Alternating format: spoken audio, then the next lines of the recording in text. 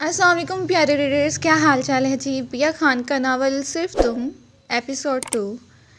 سکندر شاہ کے محل نما گھر کو اس طرح سجایا گیا تھا جیسے یہاں کسی کی شادی ہو، لیکن یہاں سکندر شاہ کی کمپنی کی کامیابی پر سارے کولیگز کو پارٹی دی گئی تھی۔ سلطان صاحب اپنی بیٹی کو لیے اس گھر میں داخل ہوا تھا۔ ماہی جو چہرے پر نقاب کی عبایا پہنے خود کو ڈھانپے آگے بڑھ رہی تھی، ہاتھوں پر لگی مہندی جو اس نے کل ہی لگائی تھی۔ سکندر شاہ اپنے پاس آتے سلطان کو دیکھنے لگا اور اس کے پیچھے چھپے وجود کو دیکھنے کی کوشش کرنے لگا جو ایسے چھپا ہوا تھا جیسے کوئی اسے کھا جائے گا۔ وہ نازک وجود بھی اپنے چھوٹے چھوٹے قدم لیے سکندر شاہ کی طرف اپنے بابا کے ساتھ بڑھ رہی تھی۔ سلطان سکندر کے عین سامنے جاتے رک گیا تھا۔ Hello sir. سلطان نے آگے بڑھ کر ہاتھ بڑھایا تھا جسے بڑی ہی مہارت سے سکندر تھام گیا تھا۔ یہ کون ہے؟ اس کی نظر پیچھے کھڑی لڑکی پر تھی جس کی انگلیاں اپنے ہاتھ کی دوسری انگلیوں سے الجھ رہی تھیں جبکہ آنکھیں جھکی ہوئی تھیں، اور اس کے پوچھنے پر ماہی نے اپنی نظریں اٹھائے سلطان صاحب کو دیکھا تھا جیسے جاننا چاہ رہی ہو کیا جواب دیں گے۔ وہ آج تک اتنی بڑی پارٹی میں نہیں گئی تھی، آج وہ پہلی بار یہاں کے منظر کو دیکھ رہی تھی تبھی کنفیوز تھی۔ سکندر شاہ ماہی کی نظریں اٹھتے دیکھ ہی ان میں کھو سا گیا تھا۔ گہری جھیل جیسی آنکھوں میں ہزاروں خواہشیں جیسے دفن تھیں۔ اس کی آنکھوں پر سکندر شاہ اپنا دل ہار بیٹھا تھا۔ ایسا سکندر شاہ کو لگا تھا جو ہاتھ بار بار نقاب اور حجاب کو ٹھیک کر رہے تھے۔ اس کے ہاتھ پر لگی مہندی سکندر شاہ کو اپنی جانب راغب کر رہی تھی۔ اس کے وجود سے آتی مہک میں وہ خود کو بہکنے سے روک رہا تھا۔ سکندر شاہ آج ایک لڑکی کو دیکھے بغیر اس پر دل ہار بیٹھا تھا۔ بولڈ لڑکیوں کو پسند کرنے والا سکندر شاہ ایک پاکیزہ لڑکی کی آنکھوں پر قربان ہو گیا تھا۔ ماہی اس کی نظریں خود پر محسوس کر سمٹی تھی۔ سر، یہ میری بیٹی ہے ماہی، سلطان صاحب نے بتایا تھا۔ ان کی بات سنتے ہی سکندر بولا تھا، اچھا آپ ادھر بیٹھیے، میرے گھر کے دوسرے پورشن میں بھی جان بیٹھی ہیں، میں انہیں وہاں چھوڑ دیتا ہوں۔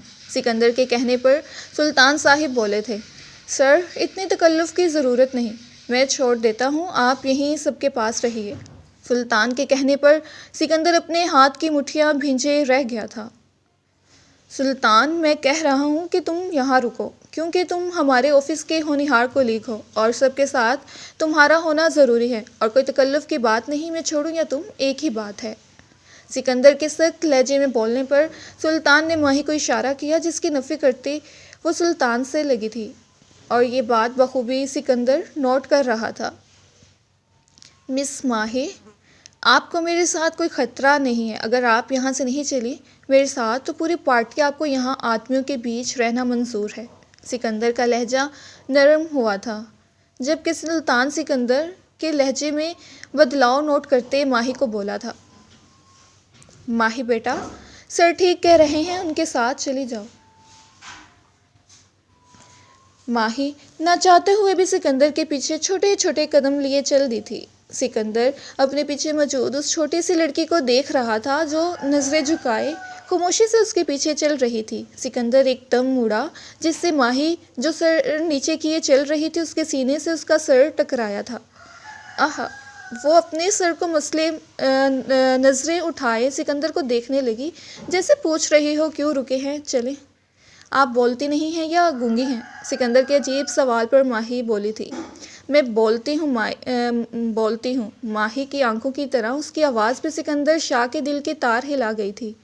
اوہ ٹھیک، ورنہ میں سمجھا آپ گونگی ہیں، جب سے آئی ہیں نا اور ہاں میں ہی گردن ہلا رہی ہیں۔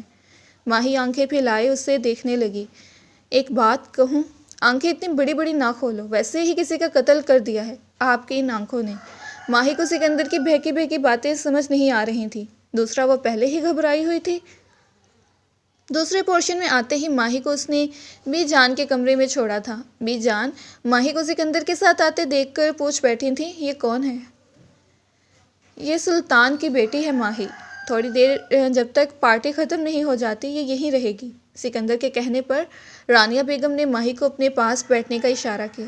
وہ ان کے ساتھ بیٹھی تھی۔ ماشاءاللہ، بیٹا نقاب ہٹا سکتی ہو۔ ماہی نے نظریں اٹھائے سکندر کو دیکھا۔ سکندر اس کی جھجک محسوس کرتے کمرے سے باہر نکلا۔